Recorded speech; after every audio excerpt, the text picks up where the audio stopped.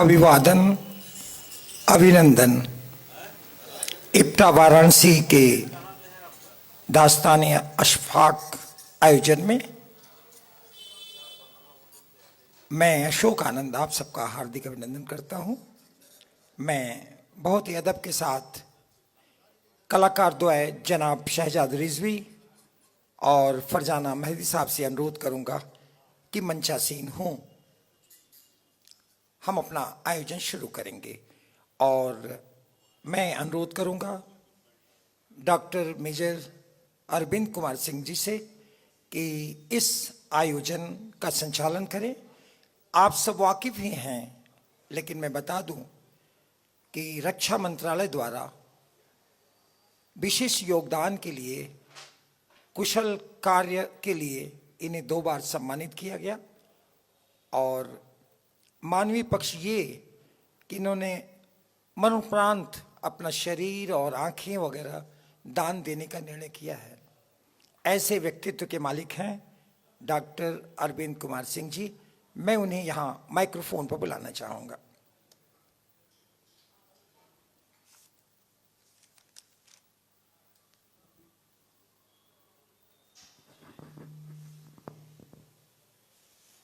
आज के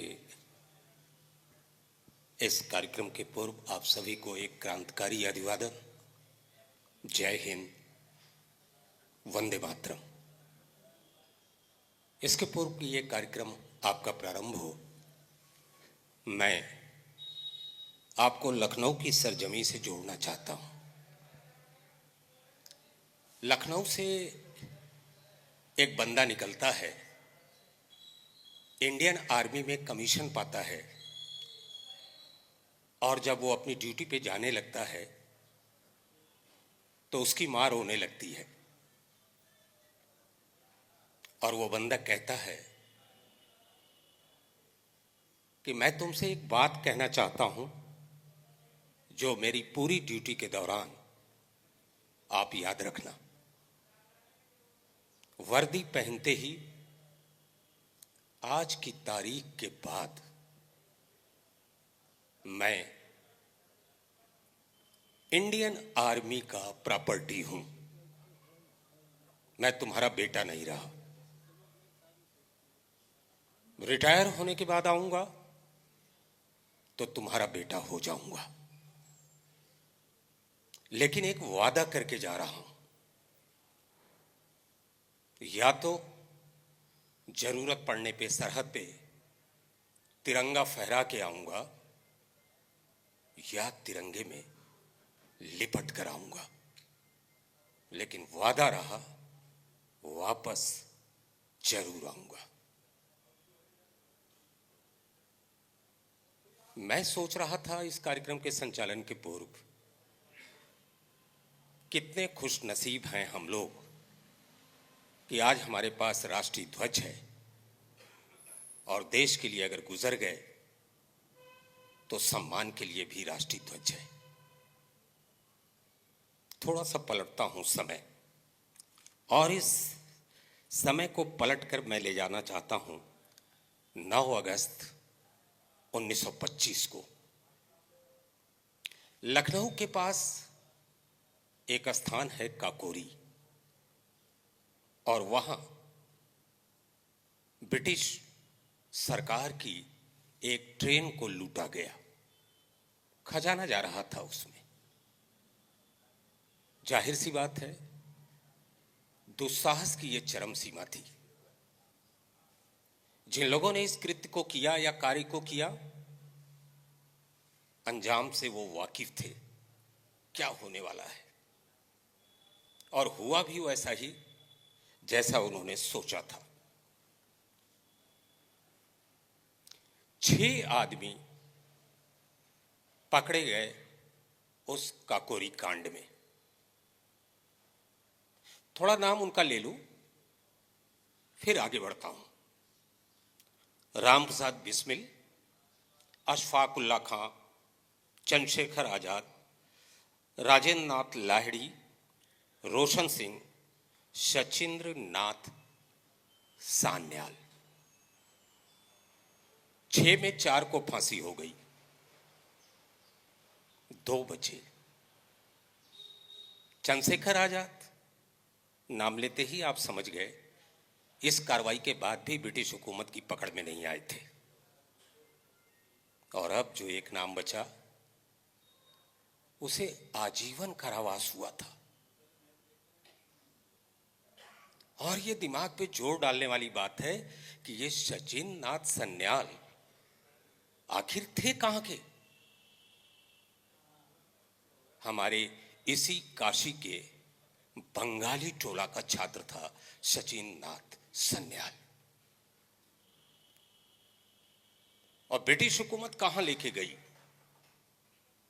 उस काले पानी जिसके बारे में बस थोड़ी सी बात बताऊंगा,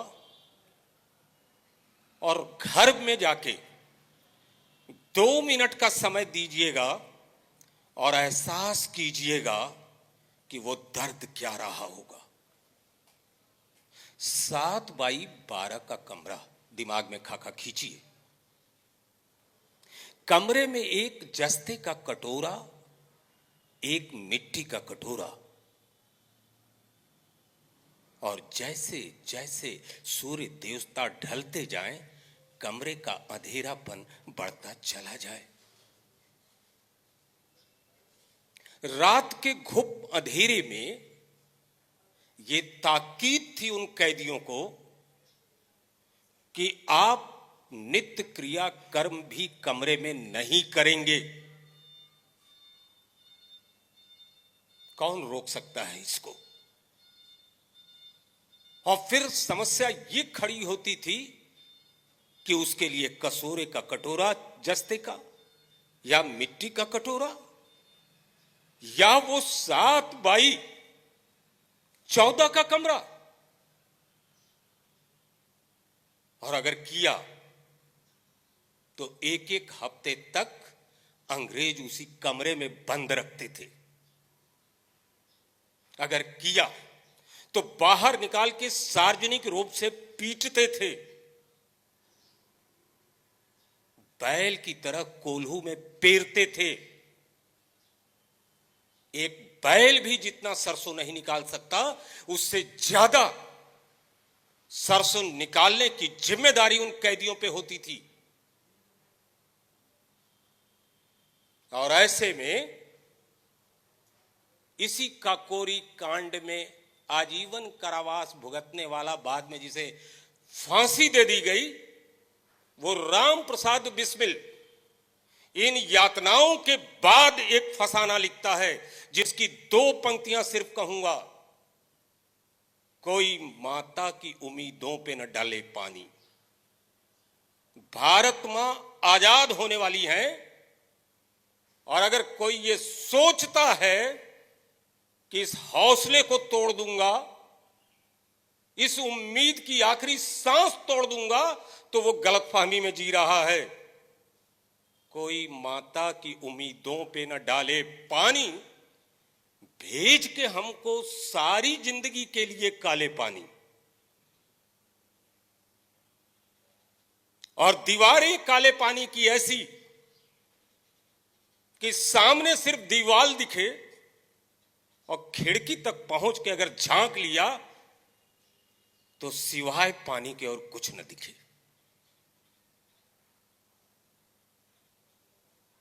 आज वापस आइए, हम 2 जून की रोटी भी अपने हलक के नीचे उतार रहे हैं, तो देश के लिए अपनी जान दे देने वाले इन शहीदों के बदौलत। एक लफ्ज जिंदगी में अगर कुछ निकालना हो तो 100 बार सोच लेना कि हम क्या कहने जा रहे हैं। और इसमें कुछ ऐसी भी शख्सियतें थी, अंतिम बात कह के कार्यक्रम की शुरुआत करूंगा, कि कुछ को अंग्रेजों ने फांसी पे लटका दिया। उम्र तो देखा नहीं, 18 वर्ष के नीचे के भी लटकाए गए हैं, 24 वर्ष के ऊपर वाले भी लटकाए गए हैं, और कल लटकाना है तो आज लटकाए गए हैं। भगत सिंह को याद कीजिए आप। कहते हैं कि जब उनको फांसी के लिए ले जाया जा रहा था तो उनका वजन बढ़ गया था। कौन ऐसा शख्स है पूरी दुनिया में जिसके सामने मौत खड़ी हो और हमारा देश आज नहीं तो कल आजाद होगा, इस खुशी में उसका वजन बढ़ जाता हो। लेकिन उस जंग आजादी के समय में भी कुछ ऐसे देश के दीवाने थे जिनको ना तो ब्रिटिश हुकूमत आजीवन कारावास करके कैद में डाल पाई और ना ही फांसी दे पाई। एक ही नाम तो बहुत हैं, नाकों चने चबवा दिया नेताजी सुभाष चंद्र बोस ने, और हमने तो उनकी पूरी शहादत ही मिस्ट्री में गुम कर दिया। आज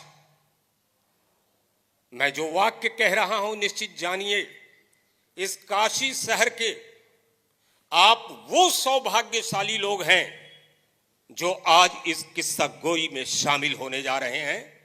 लोग पूछेंगे कल अखबार में छपने के बाद, काश हमको भी मौका मिला होता इसको सुनने का।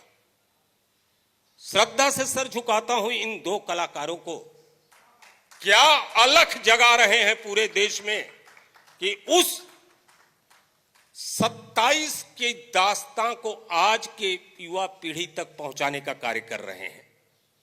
यहीं से बात आगे बढ़ाने के लिए मैं एक और जुझारू व्यक्ति को यहां आमंत्रित कर रहा हूं कि वो इन कलाकारों का परिचय दे। हम इस किस्सा गोई में आगे चलें। अब बस एक ही बात बता दूं, जो वो एक कैटेगरी मैंने बताई कि अंग्रेजों ने ना गिरफ्तार कर पाए ना ही फांसी पे लटका पाए, उसमें काशी का एक पुष्प इस कोठी का भी शामिल है। वो सामने आपको कमरा दिखाई दे रहा है, ये वही कमरा है जहां 1799 में जब इस काशी में बगावत हुई तो अंग्रेजों को 2 महीने लगे थे यहां तक पहुंचने में। आप कहेंगे 2 महीने, हम तो 10-15 मिनट में आए हैं अभी मोटरसाइकिल से और बाकी साधन से। नहीं साहब, खौफ इतना था बाबू जगत सिंह का कि सिर्फ ये आकलन करने में कि अगर गिरफ्तारी कर लिया तो क्या आलम होगा पूरे बनारस का, संभाल पाएंगे कि नहीं संभाल पाएंगे, इसमें 2 महीने का वक्त लगा था। और एक और दिलचस्प बात जो मैं बता देना चाहूंगा जो इसी प्रांगण से जुड़ती है, काशी बहुत गर्मिया में रही है साहब। सचिन नाथ सन्याल का मैं नाम ले रहा हूं, बंगाली टोला का छात्र जो वहां काले पानी में है, उसकी यादें हैं। बाबू जगत सिंह को तो फांसी भी हो गई थी, और फांसी के बाद ब्रितानी हुकूमत के कुछ नियमावली ऐसी थी, उसका एक्ट मैं भूल रहा हूं, जिसके चलते वो फांसी नहीं दे सकते थे क्योंकि ये ब्राह्मण थे। और भेजा भी कहां, जरा सोचिएगा। बहादुर शाह जफर को अगर रंगून में कैद किया अंग्रेजों ने, तो हिंदुस्तान के तमाम क्रांतिकारियों को ले जाके काले पानी में कैद किया। लेकिन अभी तक के ज्ञात सूत्रों के अनुसार एकमात्र बाबू जगत सिंह हैं जिनको अंग्रेजों ने सेंट हेलेना द्वीप भेजने का निर्णय लिया। और सेंट हेलेना शब्द आते ही अध्यापक, प्रबुद्धजन, अध्ययन में रुचि रखने वालों के दिमाग में एक और नाम गूंजने लगता है, और वो नाम है नेपोलियन बोनापार्ट का। और जब नेपोलियन बोनापार्ट कहा जाता है तो उसका एक वाक्य दिमाग में गूंजने लगता है। नेपोलियन बोनापार्ट ने कहा था, मेरी डिक्शनरी में असंभव नाम का कोई शब्द नहीं है। अंग्रेजों ने संभव करके दिखा दिया। और अंग्रेजों ने क्या कहा, हमारे शासन काल में कभी सूर्य अस्त नहीं होता, और हमारे देश ने यह गलत साबित करके ब्रिटेन की उस हुकूमत को इंग्लैंड तक ले जाके समेट दिया।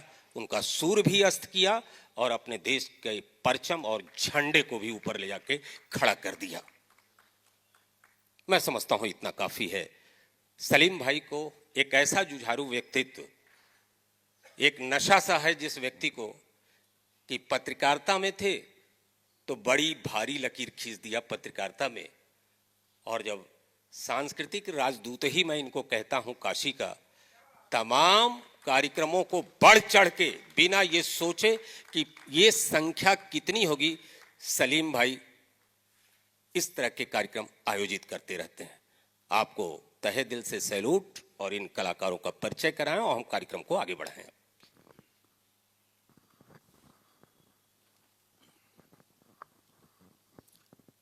सबको नमस्कार।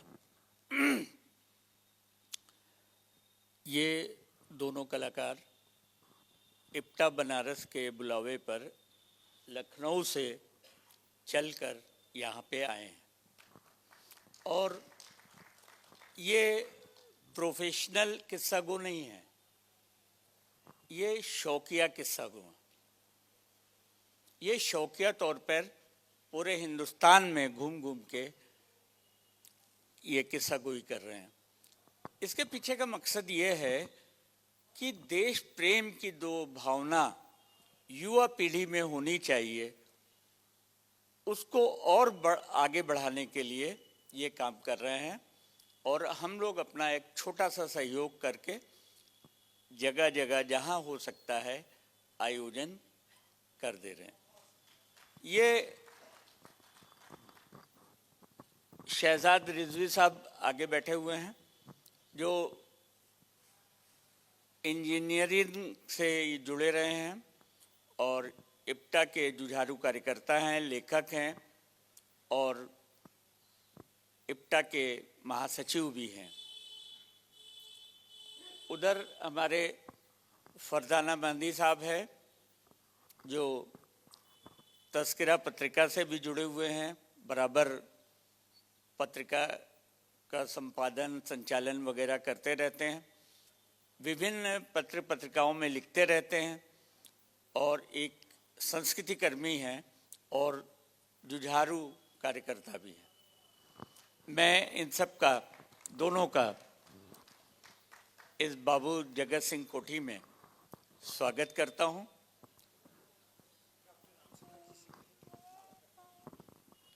मैं इप्टा बनारस की तरफ से मैंने बनारस के बहुत सारे कलाकारों को निमंत्रण दिया था, और एक बहुत खराब प्रवृत्ति ये चली हुई है कि हम किसी दूसरे के कार्यक्रम में नहीं जाते। पता नहीं क्यों, किस लिए, ये मैं नहीं बता सकता, ना मैं जानता हूं। किसी दूसरे के कार्यक्रम में जाएंगे ही नहीं। अगर साहित्य का भी आयोजन हो रहा है, एक साहित्यकार से कहो कि वहां पहुंच जाओ, वो भी नहीं पहुंचेगा। नाटक का आयोजन हो रहा है, अगर सिर्फ नाटक वाले ही आ जाए तो पूरा प्रांगण भर जाए, इतने हैं नाटक करने, और टैग लगा के घूमते हैं कि हम रंगकर्मी हैं, हम नाटककार हैं, हम साहित्यकार हैं। ये बहुत शर्मनाक स्थिति है, जो मुझे दुखी मन से यहाँ कहना पड़ रहा है। मैं यहाँ पर हमारे बहुत एक जुझारू साथी यहाँ पर हैं, साहित्यकार हैं और समीक्षक हैं, और हम लोग के अभिभावक भी हैं, डॉक्टर राम सुधार सिंह जी। मैं अनुरोध करता हूँ कि आप आएँ और शहजाद भाई को माल्यार्पण करें।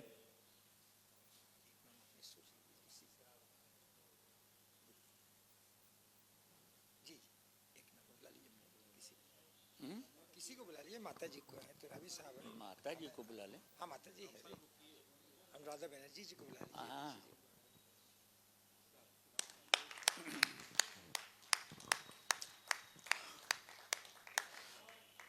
हमारे बीच एक बहुत वरिष्ठ नाट्यकर्मी, पहले तो हम कहेंगे, फिर उसके बाद लेखिका कहेंगे, डॉक्टर अनुराधा बनर्जी।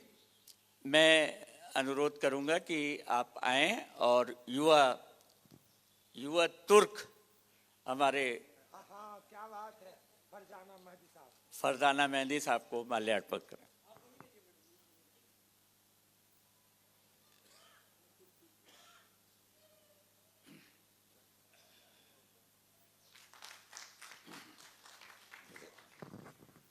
एक ही रिक्वेस्ट, मोबाइल अगर आपका संचालित है तो कृपया उसे शांत मूड में डाल लें। बहुत परेशान करता है, आत्मा को बेचैन करने का ये सबसे बड़ा कारण है। और दूसरी चीज, किस्सा कोई प्रारंभ हो रहा है, शब्द अर्थ से बाहर निकलकर उस एहसास तक पहुंचने का प्रयास कीजिए जिसके लिए आप चलकर यहाँ काशी तक आए। बस ये 2 ही निवेदन हम चाहेंगे कि आप शुरू करें। हाजरीन, इप्टा बनारस और बाबू जगत सिंह शोध समिति की जानिब से सजाई गई इस दास्तान की महफिल में आप सबका हार्दिक स्वागत, खैर मकदम है। हाजरीन, दास्तान की रवायत रही है कि दास्तान की शुरुआत साकीनामे से की जाती है। आज हमने इसमें कुछ तब्दीली की है। आज हम साकीनामा को अशफाकुल्ला खान का वो कलाम जो उन्होंने अपनी फांसी की पूर्व संध्या पर फैजाबाद जेल में अवाम के नाम लिखा था, उसी कलाम को हम साकीनामा के तौर पे पेश कर रहे हैं। इसके रावी और सूत्रधार सचिंद्र नाथ बख्शी हैं। गजल का मतलब मुलाहिजा हो कि सुनाए गम की किसे कहानी, हमें तो अपने सता रहे हैं। हमेशा सुबह मसावा दिल पर सितम के खंजर चला रहे हैं। न कोई इंग्लिश न कोई जर्मन, न कोई रशियन न कोई तुर्की, मिटाने वाले हैं अपने हिंदी जो आज हमको मिटा रहे हैं। कहाँ गया कोहिनूर हीरा, किधर गई हाय मेरी दौलत, वो सब का सब लूट करके उल्टा हम ही को डाकू बता रहे हैं। जिसे फना वो समझ रहे हैं, बका का है राज इसमें मुज़मिर, नहीं मिटाने से मिट सकेंगे वो लाख हमको मिटा रहे हैं। जो है हुकूमत वो मुद्दई है, जो अपने भाई है वो दुश्मन। गजब में जान अपनी आ गई है, कजा के पहलू में जा रहे हैं। चलो चलो यारो रंग के थिएटर, दिखाएं तुमको वहां पे लिबरल, जो चंद टुकड़ों पे सीमो जर के नया तमाशा दिखा रहे हैं। खामोश हसरत खामोश हसरत, अगर है जज्बा वतन का दिल में, सजा को पहुंचेंगे अपनी बेशक जो आज हमको सता रहे हैं। सजा को पहुंचेंगे अपनी बेशक जो आज हमको सता रहे हैं। सजा को पहुंचेंगे अपनी बेशक जो आज हमको सता रहे हैं। अगर यूरोप के तनाजुर में देखा जाए तो नजर आता है कि 18वीं सदी के आखिर में आलमी सियासी सतह पर फ्रांस का कमजोर होना और बरतानिया का दुनिया पर तसल्लुत कायम होना कोई मामूली हादसा नहीं था, जिसके नतीजे में हिंदुस्तान बरतानिया की सबसे बड़ी कॉलोनी बना और ब्रिटिश ताज में एक हीरा बना रहा।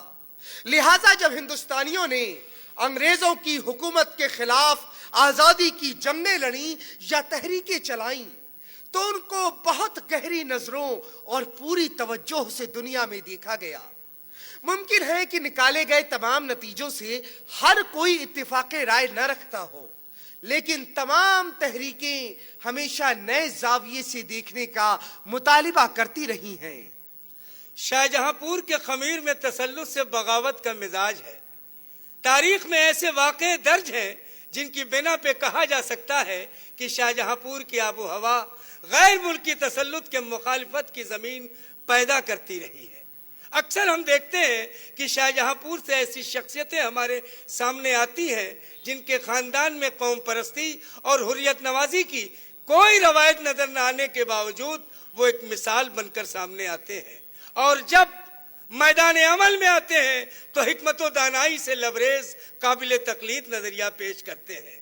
1857 में शाहजहांपुर आज़ादी की लड़ाई में एक अहम मरकज बनकर सामने आता है। 1857 में ईस्ट इंडिया कंपनी के जुल्म सितम से परेशान हिंदुस्तानियों के पास बगावत के सिवा कोई दूसरा रास्ता नहीं बचा था। इस दौर में एक शख्स मंजरे आम पर था جس نے فرنگیوں کی بربرتا کے خلاف پرچے لکھے، رسالے نکالے اور دیش میں گھوم گھوم کر اپنے طریقے سے لوگوں کو متحد کیا، وہ تھے مولوی احمد اللہ شاہ، جو سکندر شاہ، نکار شاہ اور ڈنکا شاہ کے نام سے مشہور ہوئے۔ کرانتی کی آگ ابھی جلی ہی تھی کہ نومبر 1856 سے پورے اودھ میں گھوم گھوم کر انہوں نے آزادی کی مشال کی روشنی اور آگ سے لوگوں کے دلوں میں روشنی اور روح میں گرمی پیدا کر دی۔ فروری 1857 کو میں انگریزی فوجوں اور مولوی میں کڑی ٹکر کے بعد انہیں گرفتار کر لیا گیا۔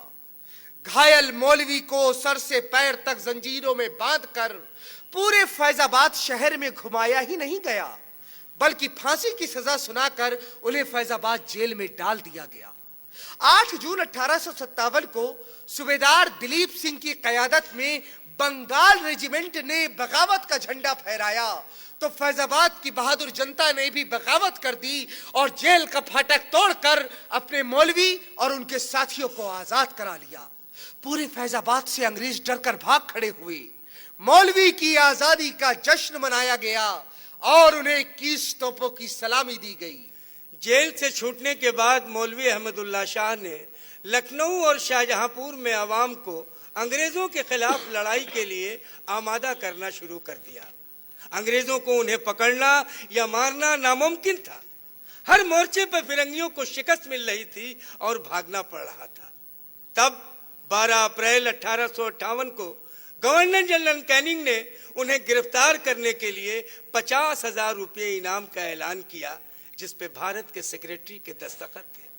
اسی انعام کی لالچ میں پوایا کے انگریز پرست راجہ جگن ناتھ سنگھ نے فریب سے انہیں مدد کا پیغام دے کر بلایا، اور جب وہ پہنچے تو 15 جون 1858 کو دھوکے سے گولی مار کر انہیں شہید کر دیا گیا۔ فیض آباد جیل سے رہائی کے بعد ایک انقلابی مولوی احمد اللہ شاہ شاہجہاں پور میں شہید ہوا اور اس کے خون سے وہاں کی دھرتی سینچی گئی، تو تقریباً 70 سال بعد شاہجہاں پور کی دھرتی سے ایک سپوت فیض آباد کی جیل میں قربان ہوتا ہے۔ اتہاس کا ایک انوکھا سنیوگ ہے کہ 1857 میں ایک آہ اٹھی جس کا اثر 1927 میں ہوا۔ غالب کے مصرے میں کہیں تو آہ کو چاہیے ایک عمر اثر ہونے تک۔ اشفاق اللہ خان ایک ایسی ہی شخصیت کا نام ہے جس نے اس آہ میں اثر پیدا کیا۔ آج ہم ان کی زندگی کے حالات اور نظریات کی روشنی میں داستان اشفاق پیش کر رہے ہیں۔ اشفاق اللہ خان شاہجہاں پور کے ایک پٹھان خاندان میں 22 اکتوبر 1900 کو پیدا ہوئے۔ اشفاق اللہ کی شخصیت اور سیرت کی تعمیر میں شاہجہاں پور کی روایت، بہترین تہذیب اور اخلاقی اقدار کا اہم کردار نظر آئے گا۔ وہ جری، بہادر اور بے باک نوجوان تھے، بات کے دھنی، وعدے کا پاس، عہد کو نبھانے والے، جرت و ہمت کا پیکر، بے خوفی کا مجسمہ اور جانبازی کی علامت تھے۔ وہ اپنے ظاہر کی شہامت کے ساتھ قوی جگر اور بڑے دل کے مالک تھے۔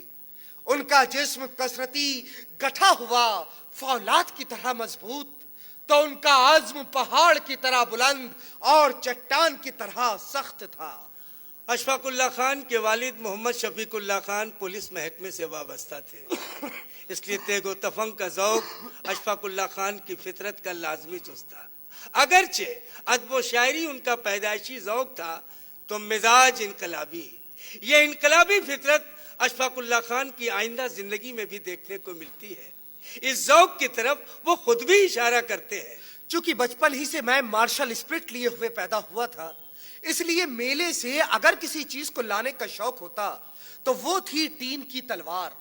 ایک مرتبہ میں نے اپنے والد سے کہا، میاں مجھے بازار سے ایک تلوار لا دے، تو انہوں نے جواب دیا، بیٹا تم سے کوئی چھین لے گا۔ اس پر میں نے کہا، آپ چاندی کی تلوار نہ لائیں، لوہے کی تلوار لا دیں، اسے تو کوئی نہیں چھینے گا۔ میری اس بات پر والدہ اور والد بے تحاشا ہنسنے لگے۔ والد مرحوم جب تک زندہ رہے میرا ان سے یہی تقاضا ہوتا رہا۔ اشفاق اللہ خان کے سر سے باپ کا سایہ جلد اٹھ گیا تھا، لیکن ان کی والدہ مدر النساء نے ہمیشہ اس بات کا خیال رکھا کہ انہیں کسی بھی وقت یتیمی کا احساس نہ ہو۔ مظہر النساء ایک پڑھی لکھی خاتون تھی۔ انہیں صرف دینی کتابوں کے پڑھنے کا شوق نہ تھا، بلکہ انہیں تاریخ، بزرگوں کے قصوں کے ساتھ اخبار اور رسالے پڑھنے کا بھی شوق تھا۔ پڑھنے لکھنے کا یہی شوق اشفاق اللہ خان میں بھی پیدا ہوا۔ اخبار اور رسالے کے مطالعے کے اسی ذوق و شوق نے اشفاق اللہ خان کی زندگی میں کئی اہم موڑ پیدا کیے۔ 1912 میں ایک اہم واقعے نے اشفاق اللہ خان کے ذہن کو بہت متاثر کیا۔ یہ دلی میں وائسرائے کی سواری پر ایک انقلابی کے بم مارنے کا واقعہ تھا۔ اشفاق اللہ خان فرماتے ہیں، ایک روز میں اسکول جا رہا تھا کہ یکایک خبر ملی کہ دلی میں وائسرائے صاحب بہادر کی سواری پر کسی نے بم مار دیا ہے اور اسکول بند ہو گیا۔ یہ سن کر تو میری خوشی کا ٹھکانہ ہی نہیں رہا کہ چلو ایک پنتھ دو کاج، اسکول سے چھٹی بھی ملی اور ایک نیا واقعہ بھی ظہور میں آ گیا۔ یہاں پہ مشہور غدر انقلابی برکت اللہ کے بارے میں بتانا کچھ ضروری ہوتا ہے۔ وہ 1919 کے موسم بہار میں افغانستان سے ہوتے ہوئے 7 مئی 1919 کو لینن سے ملے اور لینن پہ انہوں نے بہت اچھا تاثر چھوڑا۔ برکت اللہ کمیونسٹ نہیں تھے، لیکن سامراجواد کے سخت مخالف تھے۔ ان کا نظریہ واضح تھا کہ ایشیا میں سامراجواد کی نمائندگی انگریز حکومت کرتی ہے، اس لیے کمیونسٹ اور مسلمان ایک دوسرے کے قدرتی اور سچے ساتھی ہیں۔ جس وقت ان کی ملاقات لینن سے ہوئی، اس وقت سوویت روس داخلی سامراجوادی بغاوت اور مداخلت کی جنگ میں الجھا ہوا تھا۔ برکت اللہ نے سفید فام روسی انقلاب دشمنوں اور ان کے سامراجوادی حامیوں کو شکست دینے کے لیے دنیا بھر کے مسلمانوں، خصوصاً سوویت مسلمانوں سے اپیل کرتے ہوئے کہا تھا، آپ وقت کی پکار سنیں، ایشیا کے ممالک روسی سوشلزم کے عظیم اصولوں کو سمجھیں، اسے جوش اور خلوص کے ساتھ قبول کریں، آزادی، مساوات اور بھائی چارے کا ہاتھ پکڑیں جو کامریڈ لینن اور روس کی سوویت حکومت نے آپ کی طرف بڑھایا ہے۔ برکت اللہ کی تحریک کا اثر ہندوستان کے مسلمانوں پہ پڑنا لازمی تھا۔ اس کا قدرتی اثر یہ ہوا کہ مسلم نوجوانوں کی ایک بڑی تعداد کمیونزم کی طرف مائل ہوئی۔ انگریز حکومت کی مخالفت صرف دیش بھکتی کے تقاضے کے تحت نہیں ہو رہی تھی، بلکہ اسے اب سوشلزم کے زاویے سے دیکھا جانے لگا تھا۔ بر صغیر میں کمیونسٹ تحریک اور ان کا نظریہ گزشتہ صدی میں بحث و نظر کا خاص موضوع رہا ہے، کیونکہ ابتدا سے ایک غلط فہمی پیدا کی گئی کہ ایک کمیونسٹ اپنے ملک کے مقابلے اپنے نظریے کا زیادہ وفادار ہوتا ہے۔ اسی سمجھ سے متاثر ہو کر اشفاق اللہ خان لکھتے ہیں، کمیونسٹ گروپ سے اشفاق کی گزارش ہے کہ تم ایک غیر ملکی تحریک کو ہندوستان لے کر آئے ہو، اس لیے خود کو غیر ملکی ہی تصور کرتے ہو۔ اس سے کام نہیں چلے گا، اپنے اصل اور ہندوستانی رنگ میں آ جاؤ، اس دیش کے لیے جیو، دیش کے لیے مرو۔ میں تم سے اصولی طور پر متفق ہوں اور کہوں گا کہ میرا دل ہمیشہ غریب کسانوں اور دکھیا مزدوروں کے لیے دکھی رہا ہے۔ اپنے ایام فراری میں بھی اکثر ان کی حالت دیکھ کر میں رویا ہوں۔ میرے دل میں تمہارے لیے عزت ہے اور میں مرتے ہوئے بھی تمہارے سیاسی مقاصد سے بالکل متفق ہوں۔ میں ہندوستان کی ایسی آزادی کا خواہش مند تھا جہاں غریب خوشی اور آرام سے رہتے اور سب برابر ہوتے۔ خدا میرے بعد وہ دن جلد لائے کہ جب لکھنؤ کے چھتر منزل میں عبداللہ ورکشاپ مستری، دھنیا چمار اور کسان بھی مسٹر خلیق الزماں، پنڈت جگت نارائن ملا اور راجہ صاحب محمود آباد کے برابر کرسی پر بیٹھے ہوئے نظر آئے۔ اشفاق اللہ خان شاہجہاں پور کے ایبیرش مشن ہائی اسکول میں 7ویں جماعت کے طالب علم تھے۔ اسی زمانے میں مینپوری ڈکیتی کا واقعہ رونما ہوا تھا۔ ایک روز C I D inspector Jagan Nath کی قیادت میں اسکول کو پولیس نے چاروں طرف سے گھیر لیا۔ معلوم ہوا کہ ڈکیتی کے واقعے کے ایک شریک مجرم کی تلاشی ہوگی۔ اس واقعے کو اشفاق اللہ خان اس طرح بیان کرتے ہیں، اسکول پر عجیب دہشت اور خوف چھایا ہوا تھا، ہر لڑکا اپنی جان کی خیر منا رہا تھا۔ میں اس روز ذرا دیر سے پہنچا، کوئی بھی لڑکا اندر سے باہر نہیں نکل سکتا تھا۔ میں بھی اپنے درجے میں جاگ کر خاموش بیٹھ گیا۔ मगर हर नफस मामला मालूम करने के लिए बेचैन था, क्योंकि मैं स्कूल का एक हॉकी खेलने वाला और आजाद तालिबे इल्म था। मास्टर साहब से पूछने को झुका, पर वो बताने से डरे।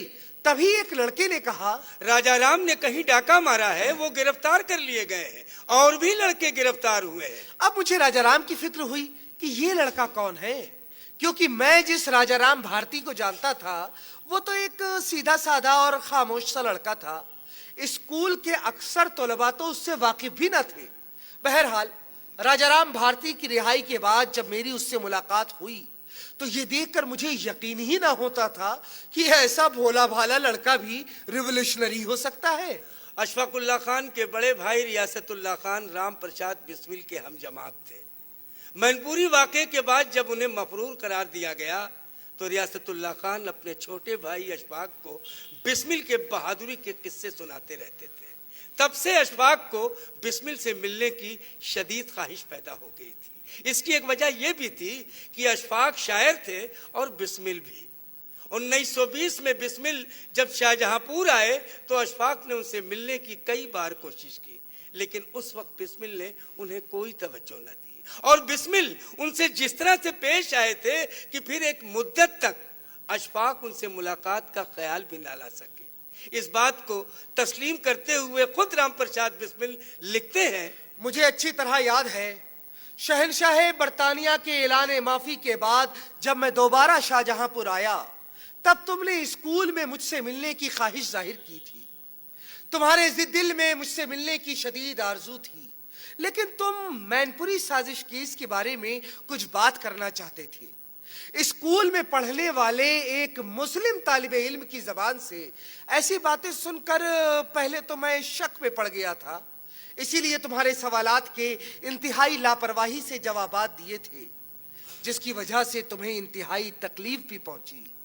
उस वक्त तुम्हारे दिल की जो कैफियत थी उन्हें मैं तुम्हारे चेहरे के उतार चढ़ाव से साफ महसूस कर रहा था। ऐसा जाहिर होता है कि अशफाक को इनकलाबी दस्ते में शामिल न करने की वजह आर्य समाज के खास नजरिए से मुहर्रिक थी, जिसके लिए अशफाक के खुलूस, ईमानदारी और लगाव को इब्तदाई मराहिल ने बिस्मिल ने शक की नजर से देखा। लेकिन शुकूक व शुबहात और बेइज्जती की परवाह किए बगैर अशफाक अपनी कोशिश में लगे रहे। बिस्मिल खुद लिखते हैं, लेकिन इसके बावजूद तुमने अपनी कोशिशें तर्क नहीं की, पूरी मजबूती से अपने मौकिफ पर जमे रहे। आखिर किसी न किसी तरह मौका पाकर लखनऊ कांग्रेस में मुझसे बात कर ही ली और मुलाकात का जरिया बनारसी लाल बने थे। चुनांचे अशफाकुल्ला खान बयान करते हैं, एक रोज मैंने बनारसी लाल से कहा कि मुझे बिस्मिल के पास ले चलो, उनसे मेरी मुलाकात करा दो। गो कि बिस्मिल मेरे बड़े भाई के हम जमात रह चुके थे। बिस्मिल शुरू ही से एक खास शख्सियत रखने वाले इंसान थे, कसरती और होशियार तालिबे इल्म थे, आमतौर पर मशहूर भी थे। मैंने सोचा कि बिस्मिल से मिलूं, शायद उनके पास दवा मिल जाए और तस्कीने कल्ब की कोई सूरत निकल आए। गरज की एक रोज शाहजहांपुर में ही दरियाए कन्नौज के किनारे एक जलसा हुआ। उस जलसे में बिस्मिल ने मुख्तसर सा लेक्चर दिया था और शुरू में ये शेर पढ़ा, बहे बहरे फना में जल्द या रब लाश बिस्मिल की, कि भूखी मछलियां हैं जौहरे शमशीर कातिल की। तो मैंने आमीन कहते हुए जवाब दिया, जिगर मैंने छुपाया लाख अपना दर्द गम, लेकिन बयां कर दी मेरी सूरत ने सारी कैफियत दिल की। इस जलसे में मैंने भी कुछ कहा था। गरज की बनारसी लाल ने हम दोनों का इंट्रोडक्शन करा ही दिया। राम प्रसाद बिस्मिल के दादा नारायण लाल का आबाई गांव बरब्बाई था, जो मौजूदा वक्त में मध्य प्रदेश में वाक़े है। खानदानी इख्तिलाफ की वजह से नारायण लाल ने अपनी बीवी विचित्रा देवी और दोनों बेटों मुरलीधर और कल्याणमल समेत अपना आबाई गांव छोड़ दिया। वक्त गुजरने के साथ साथ ये खानदान उत्तर प्रदेश के तारीखी शहर शाहजहांपुर आ गया। 11 जून 1897 को मुरलीधर की बीवी मूलमती के वतन से पैदा हुए बिस्मिल अपने माँ बाप की दूसरी औलाद थे। उनसे पहले एक बेटा पैदा होते ही मर गया था। ماں باپ دونوں ہی رام چند جی سے خاص عقیدت رکھتے تھے، لہذا بچے کا نام رام پرساد رکھا گیا۔ ماں مولمتی تو ہمیشہ یہی کہتی تھی کہ انہیں رام جیسا بیٹا چاہیے تھا، سو رام نے ان کی عبادت سے خوش ہو کر پرساد کے طور پر یہ بیٹا دیا ہے۔ بچے کو گھر میں تمام لوگ محبت سے رام کہہ کر ہی پکارتے تھے۔ اشفاق مذہب اسلام کے پیروکار تھے، جبکہ بسمل آریہ سماجی تھے۔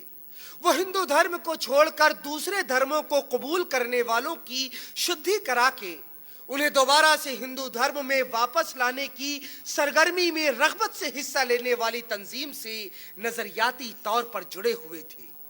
مذاہب کے نقطۂ نظر سے اشفاق اور بسمل کی راہیں جدا ہونے کے باوجود برطانوی سامراجواد سے مادر وطن کو آزاد کرانے کی مشترکہ اور شدید آرزو نے ان دونوں کو ایک ہی راہ پر ڈال دیا۔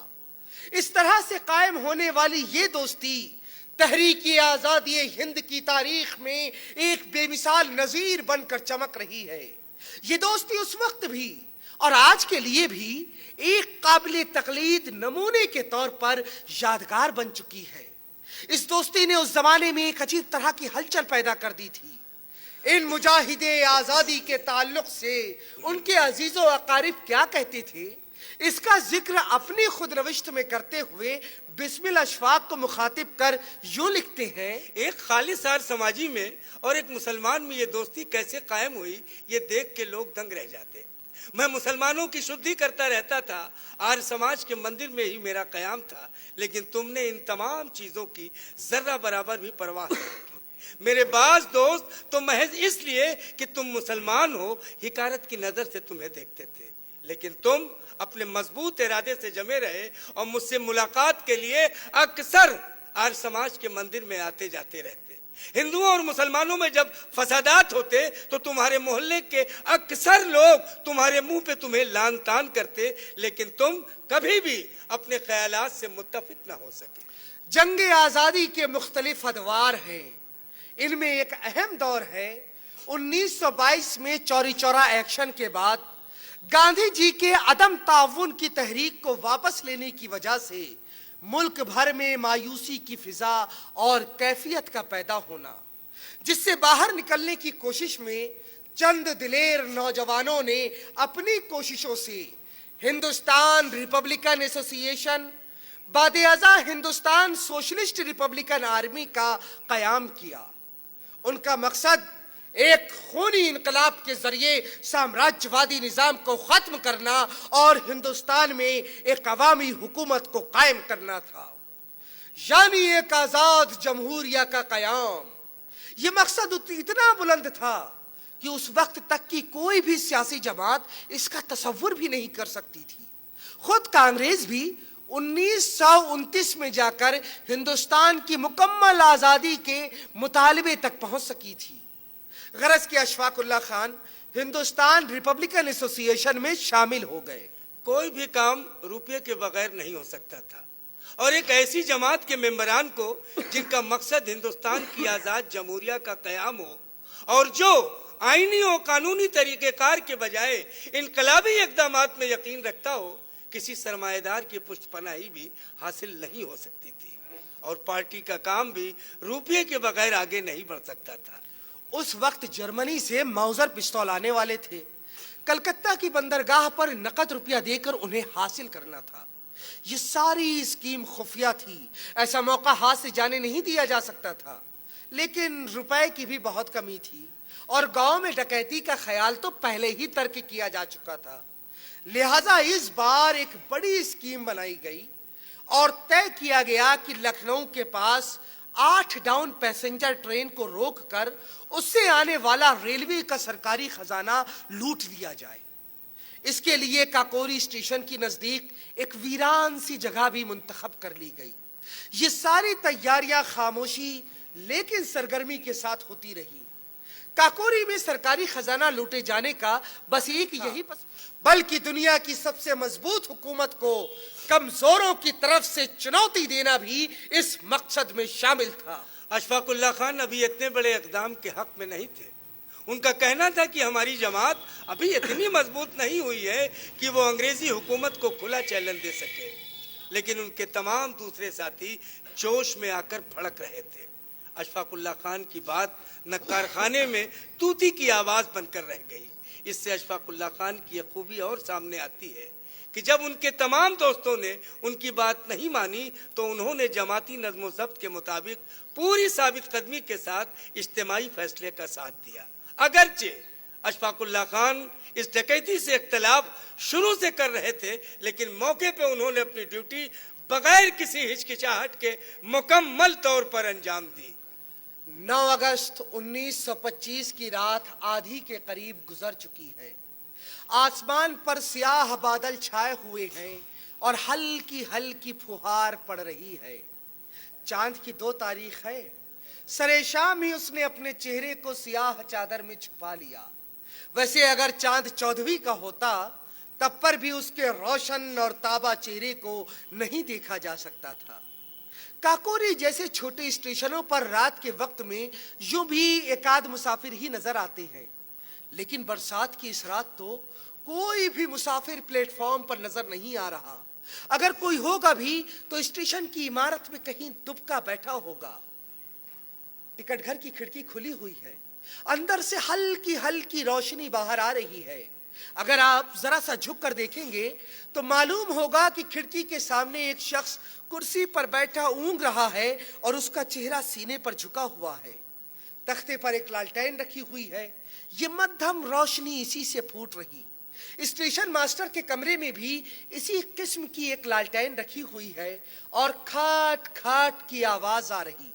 شاید وہ پچھلے اسٹیشن سے تصدیق کر رہا ہے کہ ٹرین وقت پر ہے یا لیٹ ہے۔ پلیٹ فارم پر بھی لالٹینیں روشن ہیں جو تاریکی کے اس طلسم کو توڑنے کی ناکام کوشش میں صرف اپنے وجود کا پتہ دے رہی ہیں۔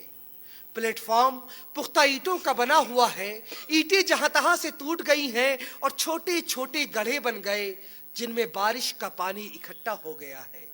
اس کا پتہ ان پر پڑنے والی انہی لالٹینوں کی ہلکی ہلکی روشنی سے ہوتا ہے۔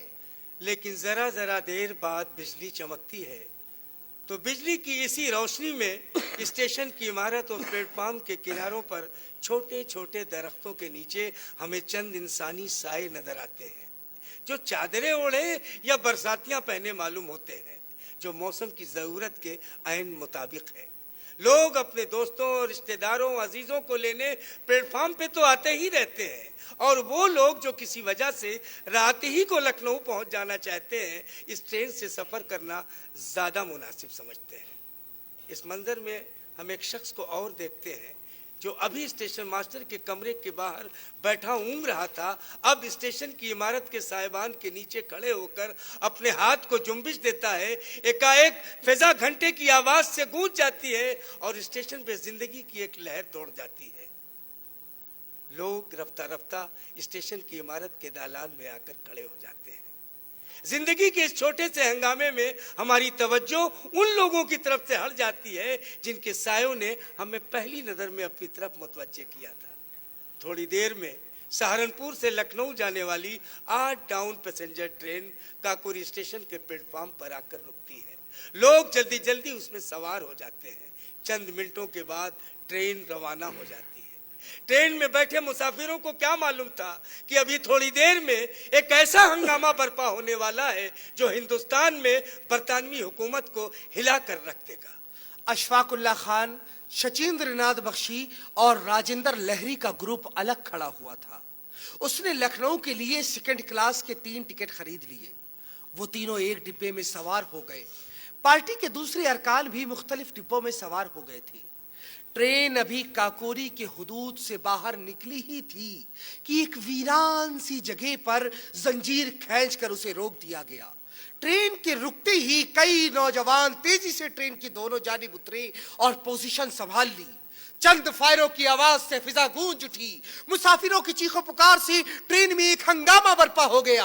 اسی لمحے ایک آواز بلند ہوئی اور اعلان ہوا، کوئی شخص ٹرین سے اترنے یا کسی طرح کی حرکت کرنے کی کوشش نہ کرے، کسی سے کوئی تعرض نہ کیا جائے گا۔ اگر کسی نے ٹرین سے اترنے، بھاگنے یا مقابلہ کرنے کی کوشش کی تو اسے معاف نہیں کیا جائے گا۔ اس آواز میں نہ جانے کیسا جادو تھا کہ پوری ٹرین پر ایک سکوت طاری ہو گیا۔ عورتوں کے ڈبے سے ابھی بھی گھٹی گھٹی سی آوازیں آ رہی تھیں، کبھی کبھی کسی بچے کی رونے کی آواز سنائی دیتی اور پھر پوری فضا پر ایک موت کا سناٹا پسر جاتا۔ البتہ ایک شخص اس اعلان کے باوجود ٹرین سے اترنے کی کوشش کرتا ہے، تبھی فضا میں ایک اور فائر کی آواز گونجتی ہے۔ مسافروں نے اسے جلدی سے دوبارہ ڈبے میں واپس کھینچ لیا۔ اسی لمحے ایک اور آواز بلند ہوئی، مسافروں کو خبردار کیا جاتا ہے کہ ٹرین محاصرے میں ہے، کوئی شخص کھڑکی سے دیکھنا یا اترنے کی کوشش نہ کرے ورنہ اسے گولی مار دی جائے گی۔ ہم ڈاکو نہیں، ہم انقلابی ہیں، ہم کسی مسافر کو نہیں لوٹیں گے، ہم صرف سرکاری خزانہ لوٹیں گے اور چلے جائیں گے۔ اس آواز سے مسافروں پر ایسا خوف طاری ہوا کہ اکثر ڈبوں میں کھڑکیوں کے شٹر گرا دیے گئے۔ گروپ کے چند نوجوان تیزی سے گارڈ کے ڈبے تک گئے اور اسے محاصرے میں لے لیا۔ انگریز گارڈ کو نیچے اتار کر زمین پر اوندھے منہ لٹا دیا گیا۔ 3-4 نوجوان اس کے ڈبے میں گھسے اور سرکاری خزانے کی تجوری کو نیچے دھکیل دیا۔ انگریز گارڈ نے کسی قسم کی مزاحمت یا سرکاری خزانے کو بچانے کی کوشش نہیں کی۔ ڈر کے مارے تو اس نے اپنے سر کو جنبش تک نہ دی، نہ آنکھیں کھول کر دیکھا کہ جس خزانے اور ڈبے کا وہ محافظ ہے اس پر کیا بیت رہی ہے۔ گارڈ کے ڈبے سے خزانے کا صندوق اتار کر توڑا جانے لگا کہ اچانک دوسری جانب سے تیز سرچ لائٹ نظر آنے لگی اور لوگوں کی دلوں کی دھڑکنیں بھی تیز ہو گئی۔ شک ہوا کہ شاید پولیس آ رہی ہے اور انقلابیوں کی اسکیم کا راز فاش ہو گیا ہے، لیکن پھر بھی سب لوگ مرنے مارنے کو تیار تھے اور جان ہتھیلی پہ رکھ کر جنگ کے لیے مستعد ہو گئے۔ کسی نے اپنی جگہ نہ چھوڑی، جو جس ڈیوٹی پہ تھا وہیں رہا۔ لیکن بات دوسری ہی نکلی۔ وہ کوئی ایکسپریس ٹرین تھی جو برابر کی لائن سے سیٹی بجاتی ہوئی تیزی سے گزر گئی۔ اب لوہے کے مضبوط اور وزنی صندوق پر چھینی اور ہتھوڑے پڑ رہے تھے، لیکن کچھ ہی دیر میں اندازہ ہو گیا کہ یہ صندوق آسانی سے نہ توڑا جا سکے گا۔ صندوق واقعی بہت مضبوط تھا۔ اس نے انگریز گارڈ سے زیادہ فرض شناسی کا ثبوت پیش کیا۔ اشفاق اللہ نے اپنی موزر منمت ناتھ گپتا کو تھمائی اور تھوڑی سی مشقت کے بعد ہتھوڑے سے تالے کو توڑ دیا۔ انقلابیوں نے خزانے کو، جس میں چاندی کے سکے اور نوٹ تھے جو چمڑے کی 3 تھیلیوں میں تھے، انہیں باندھا اور سر پر رکھ کر پیدل ہی چل کھڑے ہوئے۔ راستے میں سارے روپے کو ایک چادر میں کیا اور لکھنؤ پہنچ کر اپنے خفیہ ٹھکانوں میں روپوش ہو گئے۔ لیکن ان لوگوں کی جلد بازی کی وجہ سے ان کی ایک چادر وہیں پر چھوٹ گئی، جبکہ بسمل نے تاکید کی تھی کہ کوئی بھی چیز چھوٹنے نہ پائے، اور یہی چادر آگے چل کر رام پرساد بسمل، اشفاق اللہ خان، راجندر لہری اور ٹھاکر روشن سنگھ کا کفن ثابت ہوئی۔ یہ سارا مرحلہ طے کرنے میں تقریباً 45 منٹ صرف ہوئے۔ اس عظیم الشان کارنامے کو سر انجام دینے اور برٹش سامراجواد کے آہنی نظام پر تاریخی ضرب لگانے والے کل 10 نوجوان تھے، جن کی عمریں 17 برس اور 28 برس کے درمیان تھی، جبکہ ٹرین میں 16 ہتھیار بند سپاہی، جن میں 14 ہندوستانی اور 2 انگریز بہادر، ٹرین اور اس کے خزانے کی حفاظت کے لیے موجود تھے۔ لیکن ان میں سے کسی نے مقابلہ تو درکنار کھڑکی سے جھانکنے کی بھی جرت نہ کی۔ ٹرین کے ڈرائیور اور اس کے انجینئر کی تو حالت ہی خراب تھی۔ انگریز گارڈ کو اتار کر جب ٹرین لے جانے کی اجازت دی گئی تو اس کا حال اور برا ہو گیا۔ اس کا شک تھا کہ اب یہ ڈاکو اسے مار ڈالیں گے۔ اس انقلابی کارنامے میں صرف ایک بدقسمت کام آیا۔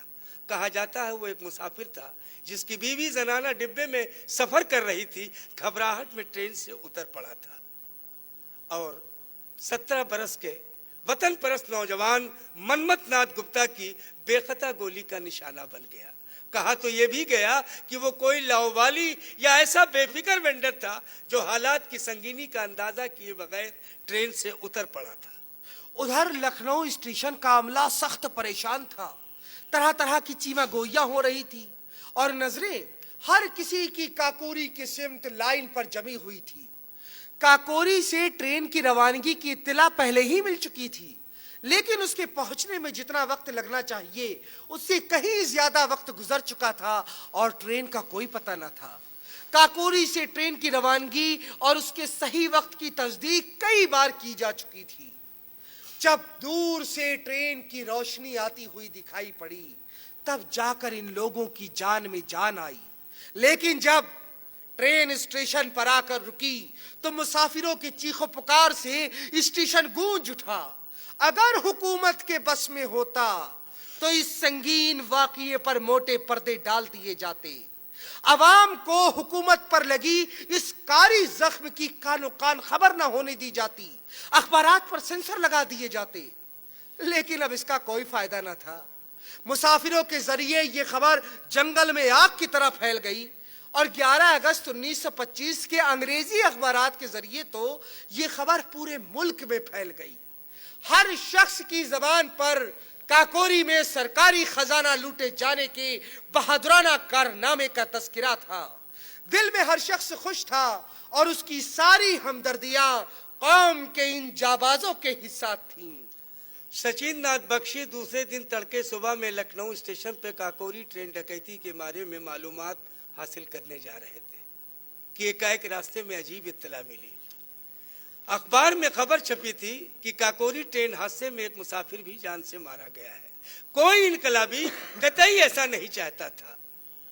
سچین ناتھ بخشی اخبار لے کر پارٹی کی خفیہ جگہ پر پہنچے، سب کو خبردار کیا اور تمام ساتھیوں کو ہوشیاری کے ساتھ منتشر کر دیا گیا۔ برطانوی حکومت نے صوبائی آر ہرٹن کی قیادت میں 23 ترار پولیس اہلکاروں کو اس کی جانچ کا کام سونپ دیا۔ خان بہادر تصدق حسین پوری چھان بین اور جانچ پڑتال کے بعد صرف اس بات کی تصدیق کرنے میں کامیاب رہے کہ کاکوری ٹرین ڈکیتی انقلابیوں کی ایک منصوبہ بند سازش ہے۔ حکومت نے کاکوری ایکشن کے بارے میں معلومات دینے اور سازش میں شامل کسی بھی شخص کو گرفتار کروانے کے لیے انعام کا اعلان کر کے اشتہار تمام جگہوں پہ لگا دیے۔ اس کا نتیجہ یہ ہوا کہ پولیس کو جائے واردات پر ملی چادر میں لگے دھوبی کے نشان سے اس بات کا پتہ چل گیا کہ چادر شاہجہاں پور کے ہی کسی شخص کی ہے، اور شاہجہاں پور کے دھوبیوں سے تفتیش کرنے پہ پتہ چلا کہ چادر بنارسی لال کی ہے۔ 26 ستمبر 1925 کی صبح 4 بجے بیک وقت پورے صوبے میں چھاپے مارے گئے اور اندھا دھن گرفتاریاں کی گئیں۔ ان گرفتاریوں میں کئی وہ نوجوان بھی پولیس کے ہاتھ آ گئے جو اس عظیم الشان کارنامے میں شریک تھے۔ رفتہ رفتہ گرفتاریوں کا یہ سلسلہ یو پی سے بہار و بنگال اور ادھر دہلی و پنجاب تک دراز کر دیا گیا۔ ہر اس شخص کو گرفتار کر لیا گیا کہ جس کے بارے میں ذرا سا بھی شبہ ہوا کہ وہ انقلابی خیالات رکھتا ہے۔ لیکن ابھی تک چندر شیکھر آزاد، شچیندر ناتھ بخشی، راجندر لہری اور اشفاق اللہ خان گرفتار نہیں ہوئے تھے۔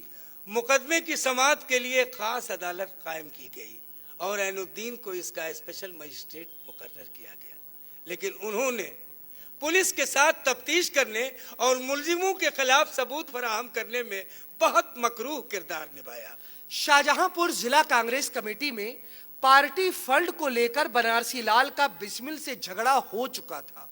بسمل نے، جو اس وقت ضلع کانگریس کمیٹی کے آڈیٹر تھے، بنارسی لال پر پارٹی فنڈ میں خورد برد کا الزام ثابت کرتے ہوئے اسے پارٹی کی ابتدائی رکنیت سے معطل کر دیا تھا۔ لیکن جب 16 اکتوبر 1920 کو گاندھی جی شاہجہاں پور آئے تو بنارسی لال نے ان سے مل کر اپنا موقف رکھا۔ گاندھی جی نے یہ کہتے ہوئے کہ ان چھوٹی موٹی ہیرا پھیری کو اتنا طول نہیں دینا چاہیے، ان دونوں میں صلح کرا دی۔ پولیس نے مقامی لوگوں سے بنارسی اور بسمل کے گزشتہ جھگڑے کا قضیہ جان کر ہی بنارسی لال کو اپروور یعنی سرکاری گواہ بنایا اور انقلابیوں کے خلاف پورے مقدمے میں ایک مضبوط اوزار کی طرح سے استعمال کیا۔ اس کے بعد اندر بھوشن مترا بھی وعدہ معاف گواہ بن گئے۔ پھر بنواری لال اور بھوپیندر سانیال نے بھی اقبال جرم کر لیا۔ اس طرح سے پولیس کے علم میں اشفاق اللہ کا نام بھی آ گیا۔ اشفاق اللہ خان کو چونکہ پہلے سے ہی اندازہ تھا کہ دیر سبیر پر پولیس ضرور آئے گی انہیں اپنے ذرائع سے بھی معلوم ہو گیا تھا کہ پولیس انہیں گرفتار کرنے آ رہی ہے۔ پولیس نے ان کے گھر پہ چھاپا مارا، لیکن نہ تو اشفاق اللہ خان ان کے ہاتھ آئے، نہ ان کے گھر کی تلاشی میں کوئی ایسی چیز ملی جو اس کارنامے میں ان کی شرکت کا ثبوت بنتی۔ اشفاق اللہ خان اپنے گھر سے نکل کر شہر سے باہر تقریباً آدھا میل کے فاصلے پر گنے کے کھیت میں چھپے رہے۔ روز رات میں کھانا انہیں وہیں پہنچا دیا جاتا تھا۔ اس طرح انہوں نے 2-3 دن کھیت میں بسر کیے۔ اشفاق اللہ خان نے جب دیکھا کہ شاہجہاں پور کے سب ساتھی پکڑے گئے ہیں تو وہ دوسرے شہروں میں پارٹی کے ممبران اور ساتھیوں کی تلاش میں نکل کھڑے ہوئے، لیکن وہ جہاں بھی گئے انہیں کوئی ساتھی نہ ملا، سب پہلے سے ہی غائب تھے۔ وہ یہاں بنارس بھی آئے۔ بنارس یونیورسٹی میں ریپبلکن ایسوسی ایشن کے کئی ایسے ممبر تھے جو اشفاق اللہ خان سے واقف تھے، وہ ان کے ذریعے بہار چلے گئے اور وہاں پر ایک ساتھی کی مدد سے ڈالٹن گنج میں ایک ایگزیکٹو انجینئر کے آفس میں ملازمت کرنے لگے، جہاں پر انہوں نے خود کو متھرا کے ایک قائس خاندان کا فرد ظاہر کیا تھا۔ اتفاق سے انجینئر شاعری کا شوقین تھا، اس نے جب اشفاق کے کلام کو سنا بہت خوش ہوا اور ان کی تنخواہ 20 روپے بڑھا دی۔ یہیں پر انہوں نے بانگلہ بھی سیکھی۔ 14 جنوری 1926 کو سیدین الدین اسپیشل مجسٹریٹ کی عدالت میں مقدمے کی شروعاتی کارروائی شروع ہوئی۔ پہلے مخبروں کے بیانات قلم بند ہوئے، پھر سرکاری گواہوں کے بیان ہوتے رہے۔ حکومت کی طرفداری کا یہ عالم تھا کہ انقلابیوں کو شناخت کے لیے جیل سے تھانے لایا جاتا تو ان کی شناخت کرنے والوں کو ان کے فوٹو پہلے ہی دکھا دیے جاتے تھے۔ اس کے بعد سیشن کورٹ کے جج مسٹر ہیمنٹن کی عدالت میں کارروائی شروع ہوئی۔ حکومت کی طرف سے مقدمے کی پیروی کے لیے پنڈت جگت نارائن ملا مقرر ہوئے تھے۔ کاکوری ایکشن کیس چونکہ ایک غیر معمولی نوعیت کا مقدمہ تھا، اس لیے انقلابی وکیلوں کی طرف سے بھی ایک ڈیفنس کمیٹی قائم کر دی گئی اور اس کے سربراہ ہوئے گنیش شنکر ودیارتھی۔ پیروی کرنے والے وکیلوں میں لکھنؤ کے ہری کرن مشر کے ساتھ فاضل اور بے باک ایڈوکیٹ چندر بھان گپتا بھی تھے، جن کے کہنے پر بعد میں کرپا شنکر ہجیلا بھی ڈیفنس کمیٹی میں شامل ہو گئے۔ اس کے علاوہ انقلابیوں کی طرف سے کلکتہ کے وکیل مسٹر چودھری اور لکھنؤ کے وکیلوں میں موہن لال سکسینہ تھے۔ اشفاق اللہ خان ڈالٹن گنج کی زندگی سے جلد پریشان ہو گئے۔ وہ کسی غیر انگریز ملک میں جانے کا قصد کر لیے۔ ڈالٹن گنج سے وہ دلی آئے اور دلی میں انجینئرنگ کی تعلیم حاصل کرنے کے بہانے پاسپورٹ حاصل کرنے کی کوشش میں لگ گئے۔ وہ اپنے ایام فراری میں کچھ دنوں کے لیے لاہور بھی گئے تھے، جہاں ان کی ملاقات مشہور انقلابی کیدار ناتھ سہگل سے ہوئی، جنہوں نے کہا اگر آپ چاہیں تو ہم آپ کو سرحد پار کرانے کا انتظام کر سکتے ہیں۔ لیکن اشفاق اللہ خان اب اپنا ارادہ بدل چکے تھے۔ انہوں نے برجستہ جواب دیا، جی نہیں، اب میں ہندوستان چھوڑ کر کہیں باہر جانا نہیں چاہتا۔ بھائی اس مقدمے میں کسی مسلمان کو بھی تو پھانسی پر چڑھنے دیجئے۔ دلی میں ان کے گرفتاری کی صورت یہ ہوئی کہ ایک روز وہاں ان کے ایک ہم جماعت مل گئے جو شاہجہاں پور سے ہی تھے اور ان کی خاندان سے تعلق رکھتے تھے۔ ان دنوں وہ دلی میں ملازمت کر رہے تھے۔ وہ اشفاق اللہ خان سے بہت تپاک سے ملے اور اپنے گھر لے گئے۔ اس روز انہوں نے وہیں ان کے ساتھ کھانا کھایا اور تقریباً 11 بجے رات میں اپنے گھر واپس آئے۔ دوسرے دن 4 بجے اشفاق اللہ خان کو گرفتار کر لیا گیا۔ یہ واقعہ کاکوری واقعے کے 1 سال بعد 6 ستمبر 1926 کو پیش آیا۔ حکومت خوش ہو گئی کہ اچارے کا ایک اہم ممبر اور کاکوری ایکشن کیس کا ایک اہم ملزم گرفتار ہوا ہے۔ حکومت کی نظر میں اشفاق اللہ کی گرفتاری کی اہمیت کا اندازہ اس بات سے لگایا جا سکتا ہے کہ انہیں دلی سے لکھنؤ لانے کے لیے صرف پولیس پر بھروسہ نہیں کیا گیا، بلکہ کاکوری ایکشن کیس کے اسپیشل مجسٹریٹ سیدین الدین کو بھیجا گیا۔